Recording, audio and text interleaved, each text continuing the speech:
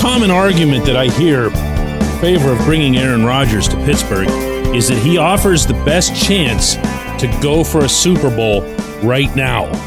Repeating that last part, a Super Bowl right now. Good morning to you. Good Friday morning. I'm Dejan Kovacevic of DK Pittsburgh Sports. This is Daily Shot of Steelers. It comes your way bright and early every weekday if you're into hockey and or baseball. I also offer daily shots.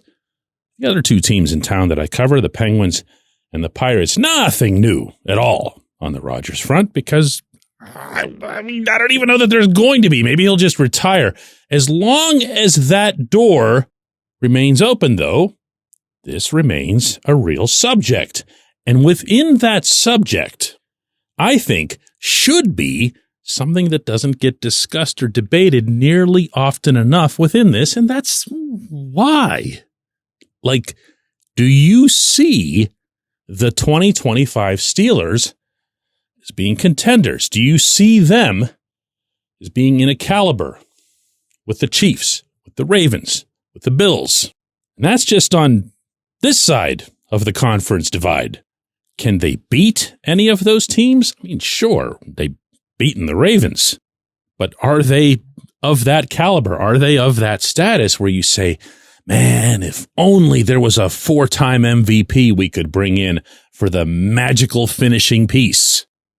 Because, and I say this respectful to the players who are here right now, certainly the ones who contribute more than others, I don't. Not yet, certainly.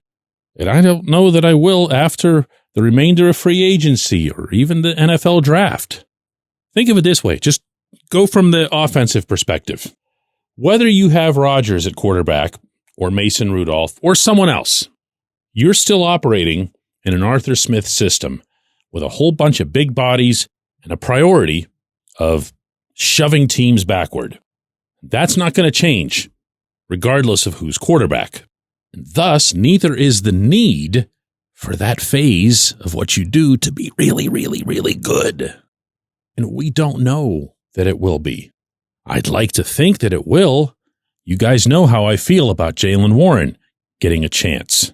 But that doesn't mean he'll make the most of his chance. That doesn't mean he'll stay on the field. That doesn't mean that Kenneth Gainwell will be able to pick up that slack or whoever it is that they draft, and they are going to draft a running back, will be able to offset that or balance that. We don't know. We don't know how this offensive line is going to perform. Here again, we can have hope. We can envision that Broderick Jones finds his rookie form all over again. We can envision that Troy Fautanu, whose next game, by the way, will be his second in the National Football League, will live up to where he was chosen in the draft. We can expect, I think reasonably, that Zach Frazier is going to be the same player. He's really something. But the two guard positions, Isaac Seumalo's getting up there. Mason McCormick's unproven. That's uncertain. I think it's fair to describe that as uncertain. Same goes for whatever it is that happens with George Pickens up to and including that he could be traded. In which case your wide receiver room, it kind of takes on more of the composition that it had last year, or you draft somebody. We just don't know, okay? We don't know. In Kansas City and Buffalo and Baltimore, they know, or at least they have a way stronger feel for what it is that they have and don't have. And you could do the same thing with the defensive side. It's a little bit more challenging because there's still a tilt there in terms of, investment and salaries and everything else, and your stars are on that side. But with the way the final 5 games of this past season went, how do you look at that and say, oh, yeah, Pittsburgh's definitely going to be a top 5 defense. Pittsburgh is going to get back to where they used to be in terms of takeaways. You're going to see the real Minkah Fitzpatrick return. We don't know. And I can't imagine that no matter how hopeful they are internally about everything I just cited and possibly a whole lot more, that they're selling themselves, or even if it's just Mike Tomlin selling himself on the idea that, man, if only we had Rodgers, even at age 42, if only we had that guy, we'd be chasing the Super Bowl. And by the way, it would be worth prioritizing having Rodgers in the fold over filling up our quarterback room with more possibilities to be the quarterback of the future around here. I'm sorry, I don't get it. I try. I really do. I even entertained today the possibility of doing a whole segment on what would be the merits of bringing in Rodgers. Like, play my own devil's advocate, cast aside everything else that I've spoken here for weeks. And I couldn't do it because at the foundation of that, you have to make an argument that the Steelers are just right there, and they're not. When we come back, J1Q. Luxembourg, Garbett, Kelly & George is a personal injury law firm in Western Pennsylvania that represents injured people in automobile accidents, workers' compensation cases, and medical malpractice claims. The attorneys at Luxembourg, Garbett, Kelly & George pride themselves in doing what they say they're going to do. It's important to them that when they make you a promise, they keep that promise. And this law firm has been keeping promises for over 80 years. Luxembourg, Garbett, Kelly & George has been AV rated. That's the highest rating a law firm can receive for legal ability and ethics. And the lawyers at the firm have been designated super lawyers, that's a real thing, for over 15 years. Rare combination there. Luxembourg, Garbett, Kelly & George has offices in Cranberry, Newcastle, Beaver Falls, Butler, and Elwood City.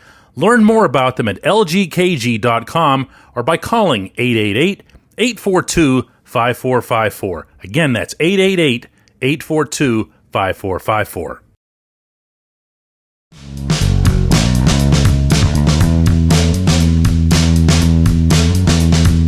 Today's J1Q comes from Zach Balo, who says DK would be really funny to me if the Steelers were to draft Tyler Shock, then you'd have to actually learn his name. In his interviews, he sounds a lot like the current guy wearing number 2 for the black and gold.